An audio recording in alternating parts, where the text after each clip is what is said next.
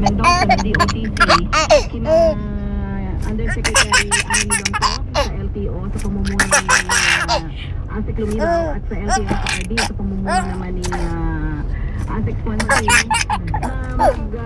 magtakda ng mga sumusunod. Una, suspindihin ang pangkisa for 18 months ng mga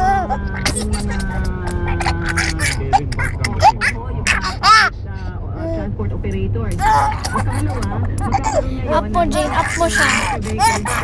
sa motor vehicle inspection system ng LTO na yung ginagawa. Yung ibig sabihin, may accident man yung kanya o wala, lahat yung